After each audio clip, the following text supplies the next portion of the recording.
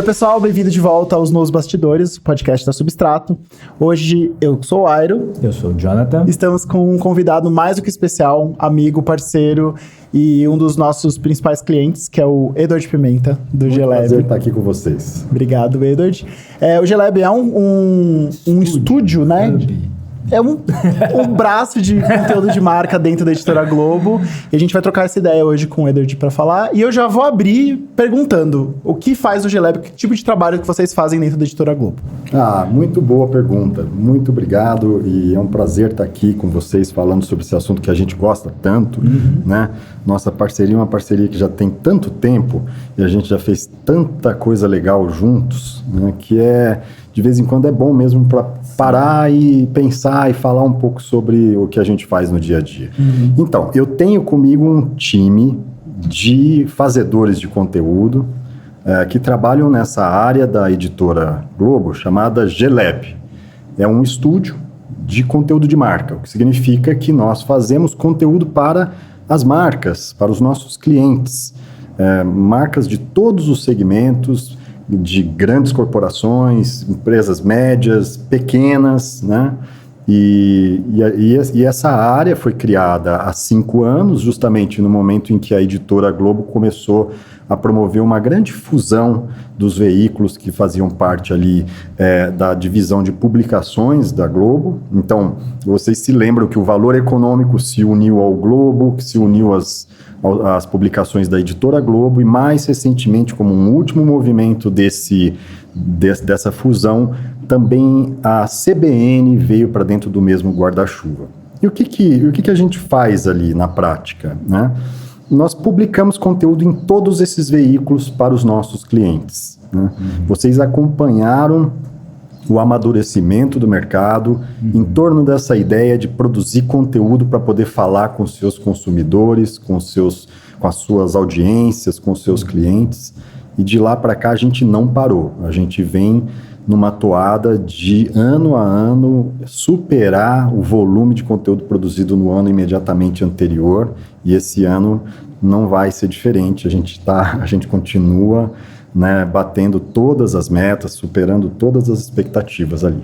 Maravilha, isso é muito legal porque a gente estava lá desde o início, né? Há 5 anos tem Gelab e há 5 anos a gente começou essa parceria. Sim. E é muito legal ver o volume crescendo, mas tem uma coisa que eu acho muito peculiar nesse processo, porque eu e o Airo viemos de agências de conteúdo de marca, e é por isso até que a gente continuou fazendo esse trabalho quando a gente fundou a Substrato, mas foi muito curioso começar a trabalhar com veículos de mídia, de imprensa, né, jornalismo, que também faziam conteúdo de marca. E aí eu queria que você falasse do lado da editora, né, porque do nosso lado a gente já explicou muitas vezes para todo mundo. Por que é boa essa parceria do jornalismo com a marca? Onde é que esses interesses se encontram? Eu acho que esse é o grande argumento, né, que nós levamos para o mercado no momento em que a gente criou essa área, né? Havia já uma demanda, e para entender um pouco esse processo, eu acho que a gente identifica ali um ponto mais ou menos há uns 12 anos, né, no mercado mundial, esse movimento de publishers se organizando para poder dar conta de uma demanda crescente. Isso está ali de uns 12 anos para cá. Eu tratei de estudar todos esses benchmarks antes de qualquer coisa.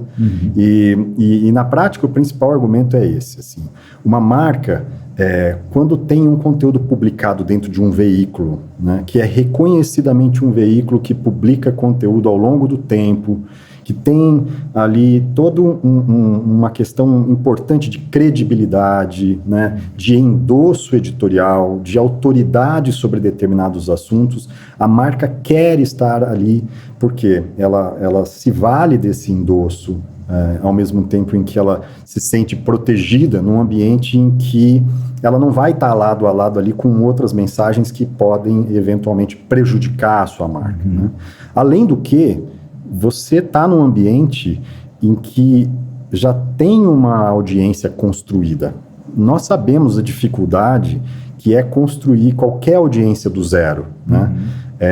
Os creators estão aí, né? Quantos são os creators que realmente conseguem, né, construir solidamente uma audiência recorrente e fiel, né, de 250 milhões de creators que tentam, são alguns, né, que estão ali nesse panteão que a gente acompanha e tal. No caso dos veículos, a audiência já está dada. Então, a marca que tem um conteúdo publicado ali, ela, obviamente, aproveita do contexto, né, do ambiente seguro e também de uma audiência que já está ali preparada, né, para poder consumir aquele conteúdo. E eu acho que você falou, né, se há 12 anos começou esse movimento, há 5 anos tem o G-Lab. Como que você vê esse entendimento das marcas, de entender que é importante sim ser publisher, estar num publisher, ter o conteúdo? Isso tem se popularizado entre as marcas ou ainda tem uma educação que precisa acontecer ali dentro das empresas? Eu acho que a gente evoluiu muito, né? Já tem o mercado brasileiro já tem um certo nível de amadurecimento. É óbvio que o que a gente está fazendo aqui hoje, nesse papo, é parte desse processo de educação, né?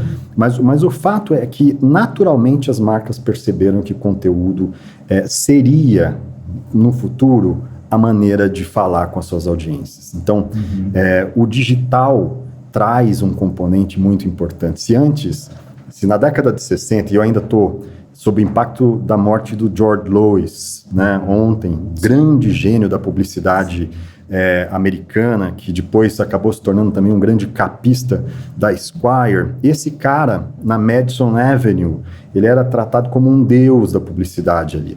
Naquele tempo, as marcas, em geral, quando queriam falar com as suas audiências, faziam uma campanha pontual. Né? Agora é o momento de falar, então fazia-se uma campanha. O que o digital traz é a ideia de que você pode ter uma conversa permanente e não mais pontual. E, by the way, essa conversa não vai se dar nos espaços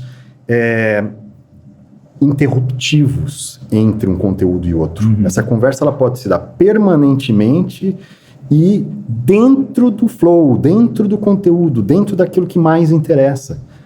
Para dar um exemplo, um banco como o Banco Safra pode ter um canal digital dentro do jornal Valor Econômico para falar com os seus clientes, com a sua audiência que ele constrói ali dentro, sobre investimentos, por exemplo.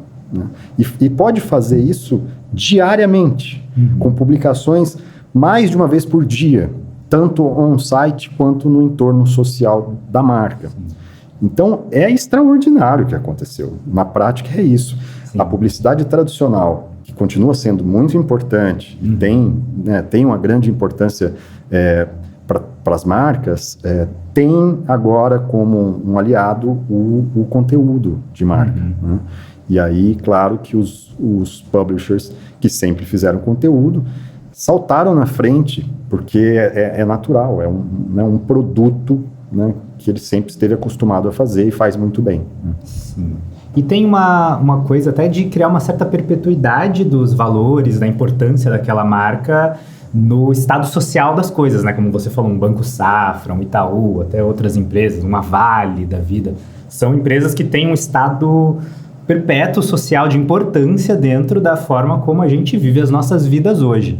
E o que me leva a perguntar, esse processo de construir conteúdo de marca dentro de publisher é para qualquer marca? É para todas as marcas? Ou marcas muito pequenas ou coisas muito específicas podem queimar bala e investir em alguma coisa desse tipo? Essa é uma excelente pergunta, né?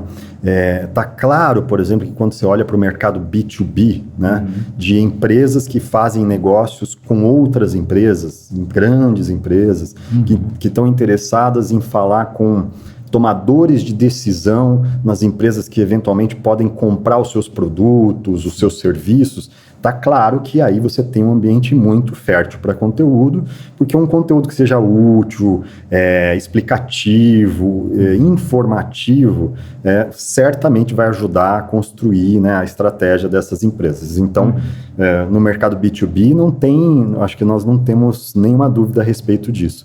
Agora, conteúdo depende um pouco também da vocação da marca, né? Ela tem alguma coisa realmente a dizer? Porque, na prática, se você não tem autoridade sobre o tema, né, que você quer falar a respeito, se você não tem algo realmente a dizer para uma determinada audiência, fica difícil você estabelecer uma relação. Como é que você quer a atenção da audiência se você não tem algo a dizer? Corre risco até de falar algo que não deveria ser dito ou extrapolar os limites que a sua própria marca pode dizer, né? Exatamente. E às vezes, ser muito autorreferente. Porque uma das grandes coisas que vocês fazem aqui na Substrato, por terem o domínio da linguagem audiovisual, né, é sempre nas nossas entregas tentar pensar primeiro na audiência e carregar organicamente, nativamente a mensagem da marca, para que aquilo seja uma entrega relevante, para que aquilo possa ganhar a atenção, né? Então, é preciso saber o que você vai dizer, é preciso ter minimamente alguma autoridade a respeito daquilo que você quer falar. Você precisa ter fôlego, né? Porque se você diz isso uma única vez e depois não diz mais nada, fôlego eu digo mesmo, fôlego é investimento. Fazer um planejamento de falar de maneira consistente ao longo do tempo sobre aqueles assuntos. Agora, mesmo uma marca que não tenha autoridade, que não tenha relevância, que não saiba falar ou que jamais tenha trabalhado com conteúdo, quando ela busca a consultoria de um publisher, ela está atrás desses assets.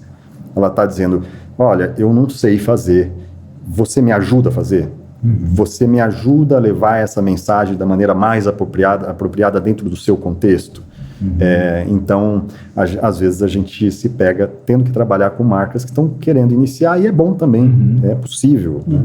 E até onde é que vai essa abertura de mente, assim, das marcas abrirem mão um pouco mesmo do discurso extremamente publicitário, de vendas, eu sou a melhor, eu sou a maior, não tem que dizer que o meu produto é excelente, para fluir no conteúdo? Dá muito trabalho, às vezes, essa relação, essa construção? Sem dúvida, sem dúvida. Isso é o nosso dia a dia, né? É sempre tentar dizer, olha, nós precisamos garantir a audiência e você tem uma boa coisa para dizer. Vamos tentar fazer com que isso soe da maneira mais útil e atraente para a nossa audiência. Vamos garantir, primeiro, que você seja lido, que você seja visto, né? Que eu acho que é o principal. Sim. Mas como todo mercado, é um processo evolutivo. Você tem marcas que estão lá na frente, que inclusive já têm grandes frentes de produção de conteúdo proprietário, né? Então, estão fazendo isso sozinhas há muito tempo. E tem outras que estão querendo entrar na festa agora. E é natural que ela não saiba ainda muito bem qual é o dress code dessa festa. Você tem que explicar para ela como é que é. Então, sim.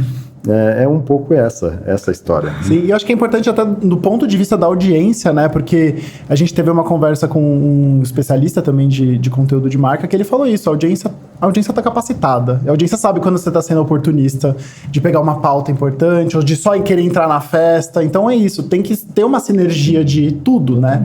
Não adianta você ser oportunista ali no momento. Falar, tá todo mundo falando disso, vamos fazer um conteúdo aqui. A audiência vai olhar e falar, cara, isso aqui não é conteúdo, isso aqui é publicidade, você tá me enganando, né? Exato. E tem uma outra coisa que eu acho que é um grande desafio, é que até um determinado momento, você ainda conseguia fazer com que as pessoas consumissem mais conteúdo ao longo de um dia. Nós chegamos num patamar em que o número de conteúdos consumidos por um indivíduo, ele tende a ser mais ou menos o mesmo nos últimos anos. Porque você tem um tempo que é finito, ao longo de 24 horas, né? E embora esse consumo tenha se mantido mais ou menos linear nos últimos anos, chegando nesse ponto em que você identifica claramente em que não tem mais espaço,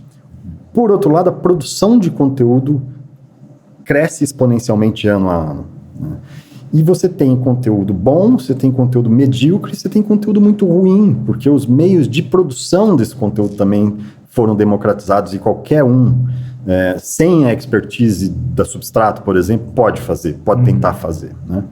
O que você tem na prática é um ambiente absolutamente saturado de conteúdo, com uma atenção que é finita, eu não diria que ela é escassa, porque sempre haverá atenção para coisas relevantes, mas ela é finita do ponto de vista do tempo, né?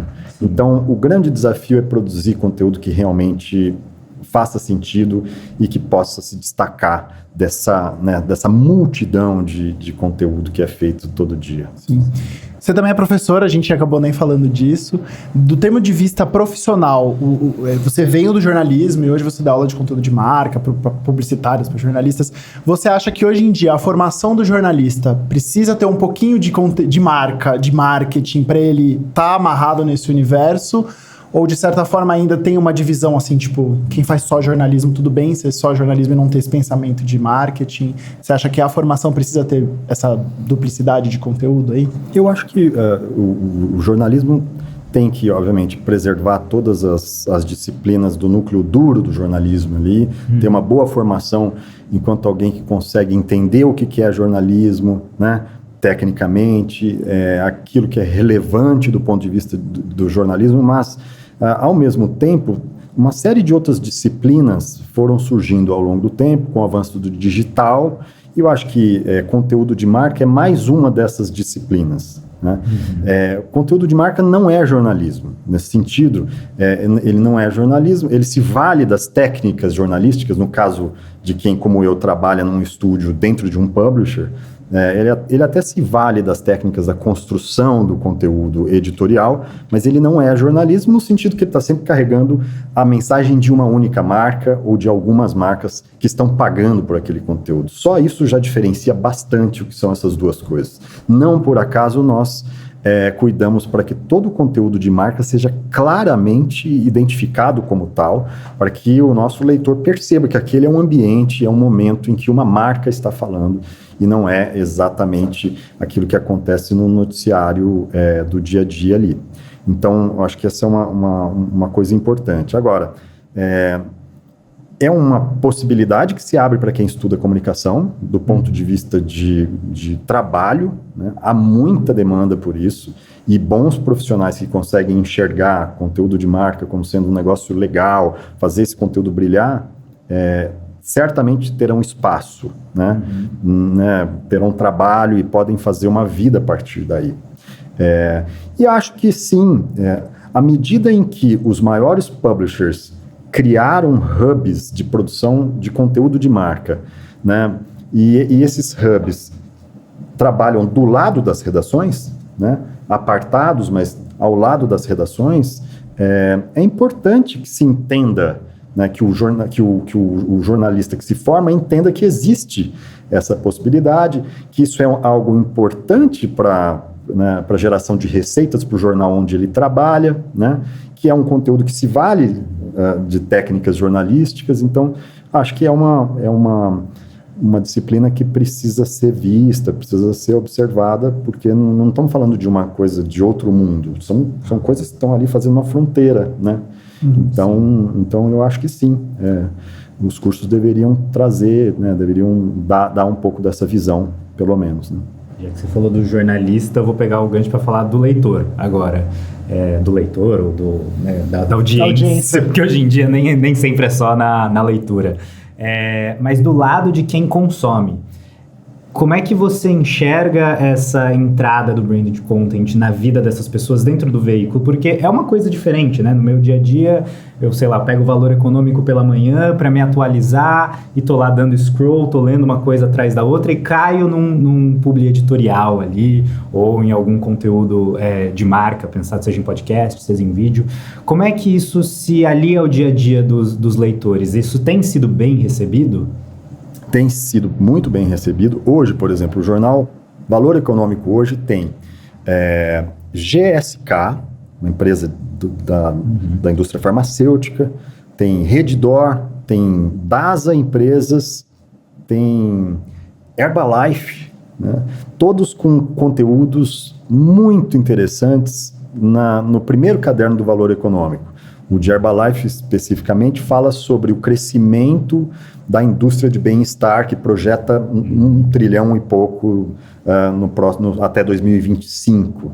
Uma pauta perfeitamente cabível dentro do ambiente do valor econômico, está falando do mercado, né? Então é interessante, bem contextualizado, então vai muito bem. O que o leitor não gosta? Coisas fora de contexto, né? Por que estão oferecendo isso para mim aqui? Não faz muito sentido. Quando ele percebe isso, é ruim, né? Tem um grande caso que aparece em quase todas as aulas para falar, né, das definições de conteúdo de marca, que é um conteúdo, um sponsored content sobre cientologia dentro da The Atlantic. Uma pauta de direita dentro de uma publicação que é claramente liberal nos Estados Unidos. Eles tiveram que apagar esse conteúdo porque a audiência não entendeu o que era aquilo, porque que ela estava ali. Quer dizer, que é só apagar, então, e essa coisa vai estar aqui, né? Nós não gostamos disso. Prejudica os dois lados, né? Prejudica tanto quem publicou, né, quanto a marca. Tipo, vocês estão sem dúvida completamente no lugar errado. Tudo errado, quer dizer, então assim... Então, se você tem um conteúdo que é útil, informativo e bem contextualizado, normalmente a audiência vai gostar. Agora, se for um conteúdo fora de contexto e se for um conteúdo que esteja também aquém da qualidade daquele veículo, né, um conteúdo que seja ruim, mal escrito ou mal elaborado do ponto de vista do vídeo ou do áudio, etc., também você tem um problema ali. Quer dizer, eu não identifico isso como sendo um conteúdo desse veículo e por que ele está aqui. Fora que tem, para tudo na vida, você sempre tem uma taxa orgânica de 12% de haters. Tudo que você fizer... Boa métrica. Tudo que você fizer, 12% serão haters do que você fez. Você pode estar fazendo, assim, alguma coisa para ganhar o prêmio Nobel da Paz, mas vai ter. Vai ter. Pô, se literalmente, é o que falam, né? Literalmente nem Jesus agradou a todos. Exatamente. Né? Imagina uma marca. Aí vou fazer só uma pergunta aí de curiosidade que surgiu no meio dessa resposta.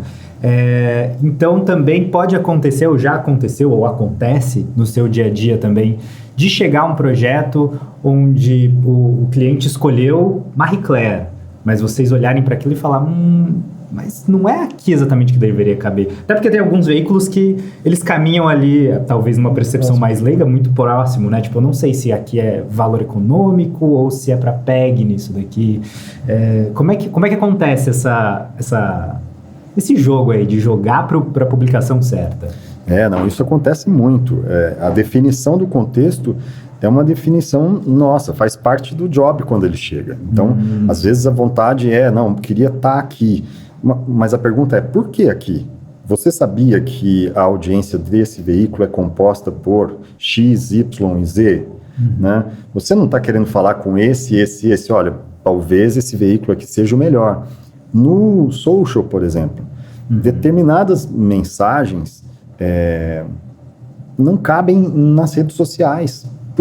Por mais bem intencionadas que elas sejam, muitas vezes aquilo a gente sabe que não vai acontecer ou vai acabar criando um problema para a marca. Você tem assuntos, e a gente vive num ambiente tão polarizado, você tem assuntos que, por mais correta que seja a mensagem, você sabe que isso pode desagradar uma parcela muito grande. Isso acaba gerando um backlash ou qualquer coisa assim. Então, cabe a gente, obviamente, falar com a marca e tentar direcionar para os melhores contextos. Né? A gente tem cases que são, inclusive, ousados nesse ponto, né? De realmente eles se posicionam com o endosso da marca, de falar, a gente vai falar dessa pauta, que a gente sabe que ela não é uma pauta aceita por todos, por exemplo, diversidade, né? Mês do orgulho. Você acha que... você tem uma percepção de que o branded content ele é só para inovação ou ele é só para um conteúdo mais flat ou tem espaço para tudo dentro do conteúdo de marca? Eu acho que tem espaço para tudo. E assim, você tem dois tipos de conteúdo muito claros. Assim, um conteúdo correto que você constrói, né, para poder dar conta de uma demanda que é bem específica, e esse é o conteúdo do dia a dia. Você tem que dar conta de que ele esteja correto, mas ele não é necessariamente o conteúdo que brilha. Você tem um outro tipo de conteúdo que é quando você tem mais liberdade, né? Quando o assunto já tem um potencial gerador de conteúdo maior, né?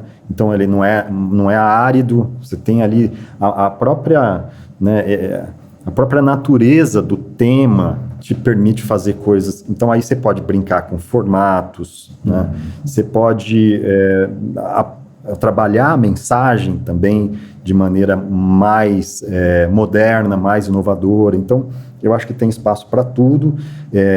Depende muito do tipo, né, do objetivo da marca e o momento e aquilo que ela está querendo dizer.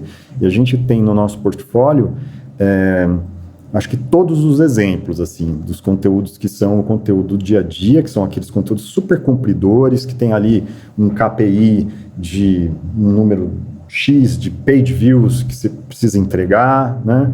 Basicamente, você quer que as pessoas leiam aquele texto. E você tem, do outro lado, conteúdos que fazem fronteira quase com cultura popular, com algo que é quase artístico, né? Você pode fazer isso também. Então, tem nesse mundo, acho que cabe qualquer tipo de projeto, uma vez que os limites estão todos lá estabelecidos, né? As policies todas, a gente pode fazer de tudo. E é legal ver do lado do backstage, a gente tá bem próximo ali, né, na produção, que é isso, quando a gente vê um conteúdo um pouco mais ousado, que tem os 12% de haters gritando muito alto, do lado de cá a gente vê o cuidado que vocês têm com o cliente de posicionar, de falar, primeiro avisar que isso pode acontecer, depois de ter o cuidado de falar, eu acho que esse é o melhor caminho da gente resolver, porque a gente já faz conteúdo dessa forma. Porque dentro da Editora Globo tem um portfólio de marcas que se posicionam, né? Marie Claire sempre se posicionou, né? Eu acho que tem marcas um pouco mais ousadas, né? Porque é isso, você tem que acompanhar o Zeitgeist, você tem que acompanhar o caminho político da vida, né? Não tem jeito. Sem dúvida, esse Cidadão Global que nós fizemos com Al Gore no ano passado, visto hoje, parece que é mais um dos grandes eventos que a gente fez no digital, né? Mas no momento em que foi feito, aquilo era altamente inovador. Aqui, como as coisas evoluem muito rapidamente, de um ano para o outro, né? Ser inovador é um desafio muito grande, mas quando a gente fez a primeira grande edição digital desse, que é um evento já consagrado, né, Cidadão Global, tendo uma entrada de uma figura importante para falar do jeito que ele falou, trazendo uma mensagem tão poderosa, né, sobre ESG, sobre essa questão que a gente discute hoje, né, da COP27, aquilo é muito inovador, né? E eu acho que o resultado final também ficou muito legal. E eu acho que tem uma coisa muito valiosa nessa parceria, até pegando o Cidadão Global mesmo como exemplo, que muitas vezes as marcas, elas têm as suas mensagens, seus propósitos, seus temas e os seus reinos, e elas ficam ali, né? Até porque tem muito dessa relação com agências, e a agência tem seu guideline para seguir, para certas campanhas, para certos tipos de produto e etc. E elas ficam ali, naquele reino, né? Quando entra com a parceria num publisher que pode extrapolar limites, que pode pegar os temas do momento, que pode pegar o espírito do tempo, como o Léo gosta de dizer, e falar, não, esse daqui é o caminho, esses aqui são os temas, essas são as mensagens, você ganha espaço para ousadia, você ganha espaço para inovação e até para sair não só da caixinha dos temas, mas dos formatos também, né? Porque às vezes a marca que quer fazer publicidade em vídeo ou quer fazer o publi editorial escrito não pensa que um podcast pode dar bom retorno para ela, não pensa que um corte de um videocast pode ser muito mais interessante para proliferar aquela mensagem do que somente o texto escrito. Como é que vocês lidam com esse potencial de inovação? Também tem um trabalho propositivo forte da editora? Tem. Quando tem um projeto que a gente percebe que é um projeto 360, que muitas vezes a gente se vê diante de projetos que usam toda a força do nosso portfólio, né? Então você tem uma marca forte de áudio como é a CBN, que é muito relevante não só no dial, como na esfera digital, como no próprio assistente virtual, né? Então, uma das principais skills hoje do Brasil é a skill da CBN, né? Quase default que alguém que tenha uma Alexa em casa consuma essas notícias.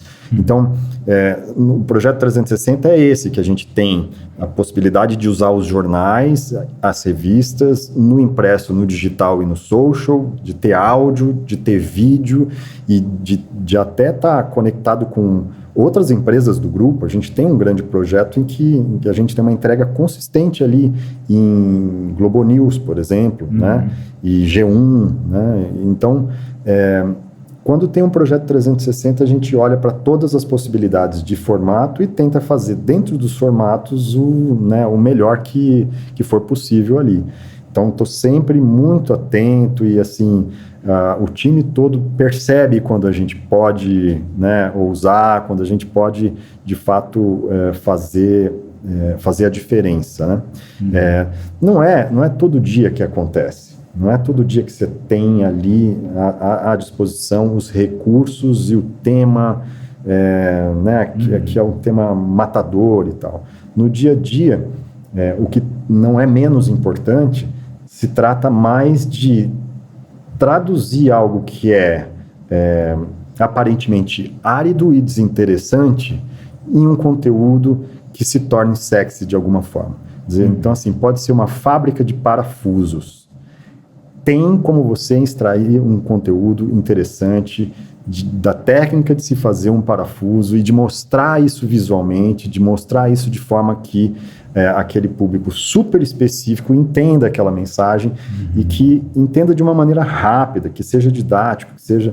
Então, no dia a dia, é muito mais isso, assim, de tentar transformar algo que pode parecer burocrático e árido em algo que seja útil, que seja bacana. Super palatável. Sim. E você estava falando antes dessa questão do jornalismo e do conteúdo, que são coisas diferentes, apesar de usar as mesmas ferramentas. Quais que você diria que são os limites claros que a gente tem que traçar para o conteúdo de marca não engolir o conteúdo do publisher e nem o conteúdo abafar o conteúdo de marca a ponto dele sumir, assim?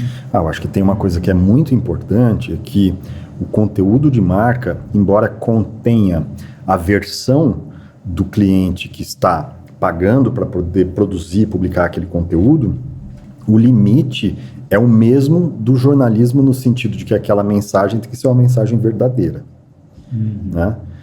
Ela não pode ser algo que, primeiro, negocie com a inteligência daquela audiência, no sentido, não, isso aqui não é verdadeiro, ou isso daqui você está querendo me enganar, né? Isso não é possível fazer. A gente não faz. Não faz. Quando chega nesse limite, fala, não, isso aqui não é verdade, né? Então, a marca tem direito, sim, de dar a sua versão, a sua visão dos fatos, né? E a marca faz isso o tempo todo, mas o limite é que o conteúdo tem que ser um conteúdo verdadeiro, um conteúdo que seja bom, que seja possível você ler aquilo e saber claramente que se trata da mensagem daquela marca. Acho que isso é fundamental. De resto, do ponto de vista técnico, cara, se você tiver budget para pagar um belo escritor, um bom escritor brasileiro para poder escrever o melhor texto possível, cara, é isso, assim, vamos tentar fazer o conteúdo brilhar, o conteúdo escrito brilhar e que seja tão bom quanto qualquer outro conteúdo editorial, né? Eu acho que aí, e do ponto de vista do audiovisual, a mesma coisa. Se eu puder ter a Substrato todo o tempo junto comigo fazendo, seria, né, já te coloca num outro nível. E do ponto de vista do jornal, por exemplo, ou da publicação, existiu ou ainda existe alguma uma dificuldade de aceitar alguns conteúdos de marca, ou hoje em dia já está tudo muito mais fluido, assim, tipo... Não, isso... a primeira coisa que a gente fez foi chamar as redações, quando a gente criou essa área, e explicar a dinâmica, né? De em que momento, como, qual é a sinalização, quem são as pessoas responsáveis por essa publicação, né? Qual a importância disso no dia a dia. E aí todos os editores hoje conhecem, a gente tem uma relação muito próxima, a gente cuida para que o contexto seja o melhor possível. Então, eventualmente, inclusive, tentando entender onde vai sair, em que momento, no caso de um jornal impresso, isso vai sair, ou dentro de um canal digital, onde ele vai sair, pensando sempre no leitor. Então, assim, no nosso caso, e eu vejo que no caso dos nossos concorrentes também, né, na Folha, no Estado, eu acho que esse é um capítulo que já foi superado, né, já tem aí um entendimento muito claro da importância, né? Legal. E aí, para a gente brincar um pouquinho de futurologia, encaminhando para o fim, o que você observa, o que você espera até, dos próximos passos dessa relação de marcas e publishers? Quais são os formatos que podem vir a ser um hit aí nos próximos tempos? Sem querer te comprometer de fazer uma previsão certeira aqui. Será que as marcas vão evoluir para fazer cada vez mais brand channels dentro das publicações? O que você tem de expectativa para o futuro? Eu acho que uma das coisas que a gente observa no dia a dia tem a ver com métricas. Mais do que com formatos, tem a ver com métricas. Então, no mercado brasileiro hoje você já tem uma clara noção de que a relação entre o investimento em conteúdo e aquilo que eu consigo efetivamente construir para a minha marca precisa ser mais transparente, precisa ser mais visível. Ou seja, o quanto esse conteúdo que eu produzo e publico todo dia está de fato ajudando a construir consideração, por exemplo, né? Visibilidade, está me ajudando a tomar conta desse território que é muito importante e estratégico para a minha marca, o quanto o meu esforço de conteúdo está ajudando o meu negócio. Então, a sofisticação da maneira de medir os resultados do conteúdo é uma tendência para o futuro.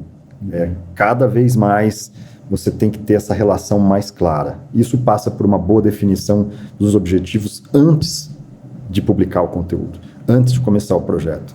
Então, acho que essa é uma discussão que já se estabeleceu e que no futuro vai se sofisticar ainda mais, né? Eu acho que tem uma outra tendência, que é o fato de que algumas marcas estão entendendo que podem produzir conteúdo próprio, né? A questão dos dados, e em 2023 a gente tem um landmark importante, que é o fato de que a gente passa a viver num mundo sem cookies de terceiros. Portanto, quem tem uma audiência própria, né, e conhece essa audiência, provavelmente vai ter menos dificuldade de poder fazer publicidade ou de entender quem são esses usuários. Então, muitas marcas estão tentando criar plataformas de conteúdo próprias para poder ter suas audiências e não ficar tão dependente dos outros. Então, essa acho que é uma segunda tendência. Agora, não são todas as marcas, como a gente já falou, que de fato conseguem e vão conseguir construir um site, uma plataforma, um veículo, porque primeiro precisa saber como fazer. E segundo, porque de fato tem um altíssimo investimento aí, não é uma coisa tão simples, de pessoas, de talentos, né? Sim, completamente. Mas as duas tendências, tanto a sofisticação da medição desses resultados, quanto a ideia de que marcas estão fazendo conteúdo próprio e às vezes se associando a publishers para fazer esse conteúdo, é bom para o mercado, é bom para nós, é bom. Acho que são duas tendências muito positivas para quem trabalha com isso. Legal. Edward, para a gente fechar, uma pergunta um pouquinho mais filosófica, digamos. Você acha que o conteúdo de marca, ele é mais um propulsor para a gente inovar em termos de contação de história em veículos? Ou ele é mais o conteúdo leva a marca, ou a marca vai levar o conteúdo? Aí pensando numa proposição de futuro, você acha? No nosso dia a dia ali, pensando nos veículos da editora, a gente conseguiu inovar muito pelo conteúdo de marca. Então, de repente, a gente vê um conteúdo que se destaca de todos os outros conteúdos que aquela marca está publicando, sejam os editoriais ou sejam de marca. Opa, deixa eu ver o que é isso aqui. De repente, você vai ver, é um conteúdo de marca que foi feito porque tinha uma demanda específica, tinha clareza sobre o que precisava ser feito, tinha um investimento ali previsto para que se fizesse isso, tinha uma turma dedicada para fazer, que é diferente você pensar na estrutura de uma redação que precisa estar o tempo todo ali publicando e que não pode dar um passo para trás e fazer um planejamento para poder, né? Então, no nosso dia a dia, muita da inovação percebida ali vem justamente das entregas de conteúdo de marca, né? E é claro, tem um diálogo muito interessante, porque quando você pensa, novas redes sociais que surgem se tornam importantes. Muitas vezes o estúdio é demandado para que se faça um post, um Reels no Instagram ou uma entrega no TikTok. E aí qual é o lugar em que a gente vai estar, né? Então a marca editorial passa a pensar que, para além de uma audiência que ela pode trazer dessa nova rede social, ela também consegue monetizar isso de alguma forma. Então as coisas se retroalimentam, né? E por causa dessa boa sinergia que tem entre o estúdio e as redações, a gente tem conseguido promover a inovação, novos formatos, novos jeitos de contar a história. Mas é aquela coisa, tudo no nosso métier é precário, né? O jornalismo é precário. No sentido de quem busca a excelência, a qualidade suprema, a gente nunca está satisfeito com aquilo que a gente faz. Sempre pode ser melhor. E eu acho que essa é uma maneira da gente conseguir trabalhar ali, sempre tentar fazer melhor da outra vez, sempre aprender com aquilo que acabou de ser feito, né? Acho que tem espaço para melhorar muito sempre. Com certeza. E aqui do lado de quem produz para veículos, eu espero que no futuro, né, ainda mais com o que você falou desse novo landmark da gente ter, né, sem cookies de terceiros, que os veículos sejam cada vez mais valorizados, para que a gente consiga um pouquinho mais, que seja 20%, 30% do orçamento que dão para publicidade tradicional, pelo amor de Deus. Valorizando o conteúdo de marca, acho que todo mundo ganha muito, né? Porque isso, né? É bom quando a marca vem com um propulsor de um investimento específico para que aquela inovação seja feita. E a gente quer inovar cada vez mais na parceria, nos outros trabalhos. Sim. Então, tomara que a publicidade, que as agências, que as marcas comecem a ver os publishers também como grandes oportunidades aí, né? Por que gastar milhões na televisão quando a gente pode fazer coisas tão interessantes aí? E dá para fazer os dois, né? Acho que tem momentos para fazer. Sem dúvida. Com toda certeza. Legal. É isso aí, então, né? Muito obrigado, Edward. Muito obrigado mesmo. Muito bom. Bom estar aqui com vocês, viu? Que a gente converse mais sobre esse assunto, que eu acho que conversando também a gente produz melhor, produz mais, produz diferente, inova mais juntos. E se você gostou desse conteúdo, acompanhe a gente nas redes sociais, vocês sabem quais são os links, estamos no LinkedIn, no Facebook, no Instagram, no YouTube, dá para assistir e ouvir esse podcast em todas as plataformas e logo mais a gente está de volta com mais bate-papo. É isso, Edward. Se você quiser finalizar com alguma coisa, deixar as redes do Geleia. Maravilha. Olha, se vocês quiserem fazer outro papo, me chame que eu estou aqui sempre. Uma delícia conversar com vocês. Esse assunto eu sei que vocês curtem, eu gosto também muito. Espero que tenha sido útil para a nossa audiência aqui. E se quiserem dar uma olhada no conteúdo que a gente faz, basta acessar o site do Valor Econômico, do jornal o Globo e das revistas da editora Globo. Tem um monte de conteúdo lá todo dia para que vocês possam conhecer, tá bom? Obrigado, Edward. Até mais, gente. Tchau, tchau.